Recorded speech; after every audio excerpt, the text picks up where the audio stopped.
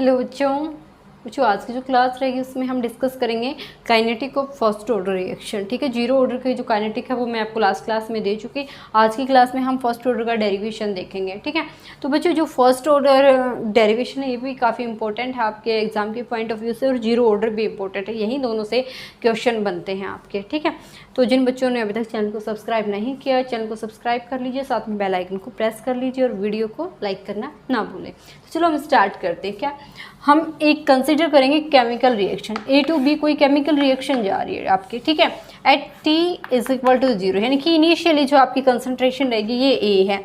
अब इनिशियली जब तक टाइम स्पेंड किया ही नहीं तो प्रोडक्ट तो 0 रहेगा, क्योंकि अभी आपका जो जितना भी कुछ था वो यू का यू रखा, अभी आपने रिएक्शन को स्टार्ट नहीं किया है। बट आफ्टर टाइम T तो क्या रहेगा, ये आपका X प्रोडक्ट बना, ये आपका कितना रह जाएगा A माइनस एक्स। तो हम इसका रेट कैसे लिखेंगे बच्चों, R इज देयर इज यहाँ पे आपका रिएक्टेंट आ जाएगा और उसका यहाँ पे क्या रहेगा, ऑर्डर। ठीक है, तो हम कैसे लिखेंगे यार, रिएक्टेंट हमारा क्या है, A है, और ऑर्डर क्या है हमारे रिएक्शन का, 1 है। डायरेक्टली प्रोपोर्शनल में लिखेंगे बच्चों इसको। R will be equal to क्या हो जाएगा, K1 A की पावर 1। देखिए अब ये जो है यहाँ पे कंसंट्रेशन की पावर 1 है, जीरो ऑर्डर में 0 थी, उसका इफेक्ट रेट पे नहीं जा रहा था, बट इसमें कंसंट्रेशन की पावर 1 है तो इसका इफेक्ट हमारी रेट पे जाएगा। कैसे जाएगा वो देखो, पहले हम इसका लिख लेते हैं डिफरेंशियल रेट ला। डिफरेंशियल रेट ला, जब हम इसका डिफरेंशियल रेट ला लिखेंगे तो कैसे लिखेंगे, वहीं आपको क्या करना है, आर की जगह हमें उसका रेट लिखना है। तो देखिए आप क्या लिखेंगे, फाइनल लिखेंगे ना, a minus x by D T. जब आप इसका डिफरेंशियल करेंगे तो D A by D T तो कॉन्स्टेंट होगा, ये तो आपको यूज़ होगा ही नहीं, तो यहाँ से आपका फाइनली क्या बनेगा, only D x by D T. आगे क्या है, will be equal to K1, और इसकी जो फाइनल कंसंट्रेशन है वो क्या है, a माइनस एक्स। ठीक है, ये रहेगा A की जो कंसंट्रेशन है वो एट टाइम T पे कितनी है, a माइनस एक्स। अब हम इस पे क्या करते हैं, इंटीग्रेटेड रेट ला अप्लाई कर लेते हैं। नाउ इंटीग्रेटेड रेट ला, पहले हम वेरिएबल को सेपरेट करेंगे, dx के डिवीज़न में हम इसको ले आएंगे। देखिए dx by a minus x. अब इसका जो है हमें यहाँ पे करना होगा क्या, इंटीग्रेशन, और इधर हमारा क्या हो जाएगा, K1 dt। तो देखिए हम कैसे करेंगे, यहाँ से स्टार्ट कर लेते हैं हम इसको। देखिए हमारे पास है dx by a minus x, इस पर हमें इंटीग्रेशन अप्लाई करना है, तो dx से तो integration remove, 1 by a minus x. हमारी कंसंट्रेशन जो है वो कहाँ से कहाँ है वो देखना है हमें। कंसंट्रेशन अगर हम देखें, इसकी कंसंट्रेशन की लिमिट यहाँ पे देखें तो हमारी कितनी है बच्चों, 0 to x। कितनी है, 0 to x। प्रोडक्ट हमारा 0 था स्टार्टिंग में और वो x तक बन रहा है। ठीक है, 0 to x करेंगे, यहाँ पे आपका क्या हो जाएगा, 1 बाई a माइनस एक्स, और ये कितना हो जाएगा, 0 to t, और ये आपका यहाँ पे क्या है, dt, और K1 आपका कांस्टेंट है।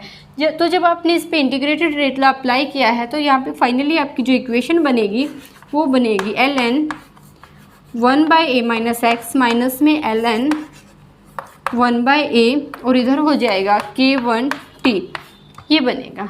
ठीक है, जो मैथ्स के स्टूडेंट्स हैं वो इस इंटीग्रेशन को सोल्व कर लेंगे, और बायोलॉजी वाले थोड़ा अपनी हेल्प लें मैथ्स से। ठीक है, तो यहाँ से जो आपका क्या होगा, इसका डिवीज़न फॉर्मूला हम अप्लाई करेंगे। कैसे, जब नेगेटिव में जो है हमारा लोग आ जाए तो उसको हमारा क्या होता है, यानी कि डिवीज़न होता है। ठीक है, तो हम क्या लिख सकते हैं इसको, ln 1 by a minus x by 1 by a। इसी को मैं अगर आगे सोल्व करके देखूं तो हमारा क्या हो जाएगा, ln a by a minus x.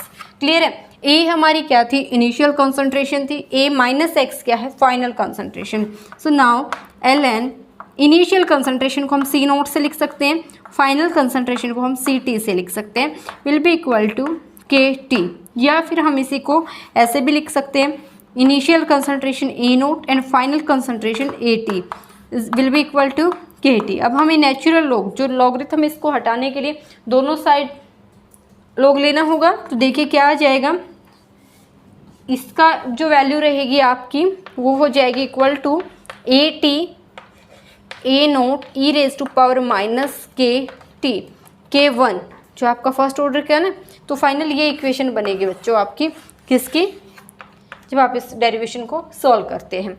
ठीक है, तो फर्स्ट आपने क्या किया, डिफरेंशियल रेट लॉ लिखना है, कुछ नहीं यहीं से।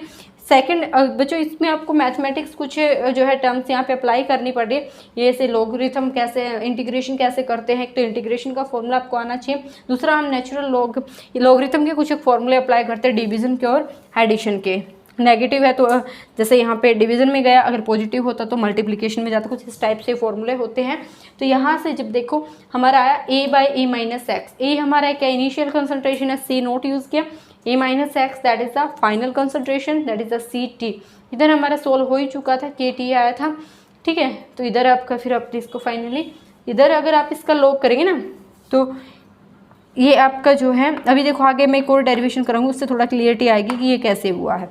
ठीक है, तो यहाँ से जब आप इसको सोल्व करेंगे तो फाइनल इक्वेशन हमारी ये बनेगी, जिससे कि हेल्प से हम एक ग्राफ भी रिप्रेजेंट करेंगे। इसको नोट कीजिए, graph between CT versus ln CT versus T, ये ग्राफ हमें देखना है। तो देखिए अभी जो है अपने फाइनली इक्वेशन सोल्व की थी, CT is equal to C naught E minus e raise to power exponential term होती है K1T।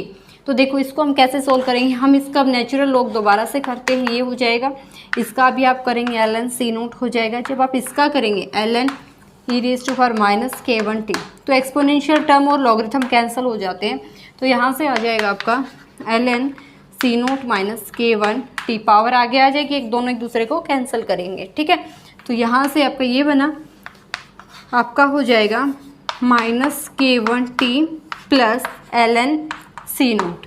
तो CT finally ln CT will be equal to minus K1T plus ln C note.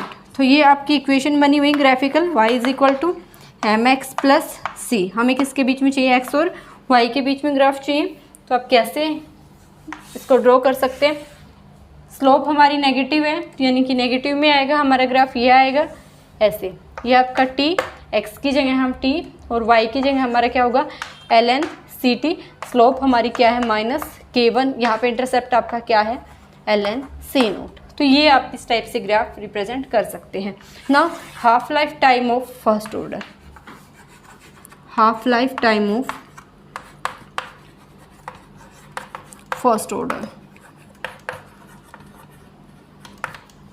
Using equation K1T ln C naught by CT।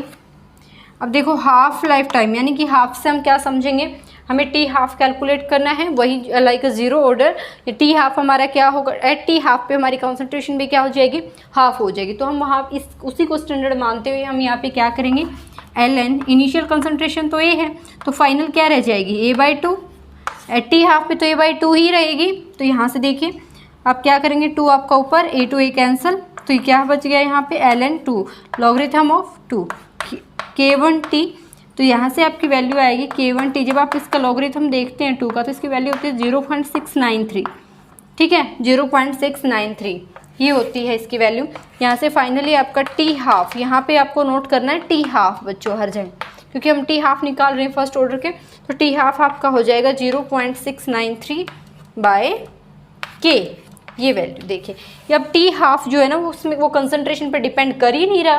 तो अगर हम T half का और concentration का, जैसे फॉर एग्जांपल ये हमारी कंसंट्रेशन थी, यहाँ पे हम टी हाफ ले लेते हैं, तो क्या ग्राफ आएगा, कांस्टेंट आएगा। क्या आएगा, कांस्टेंट। क्यों, क्योंकि टी हाफ तो हमारा कंसंट्रेशन पे डिपेंड करता ही नहीं। ठीक है, फर्स्ट ऑर्डर का टी हाफ कंसंट्रेशन पे डिपेंड नहीं करता। क्लियर है बच्चों। ऐसे ही हम इसका क्वार्टर भी निकाल सकते हैं। कैसे, क्वार्टर कैसे निकाल देंगे, a/4 हो जाएगा। जैसे देखो मैं थोड़ा सा यहाँ पे हिंट देती हूँ आपको, क्या होगा, ln है, a होगा, यहाँ पे क्या हो जाएगा a/4 होगा, a to a कैंसिल होगा। तो ln 4 को हम कैसे लिखेंगे, 2⁻², पावर आगे जाएगी 2 × 0.693, ये वैल्यू आ जाएगी।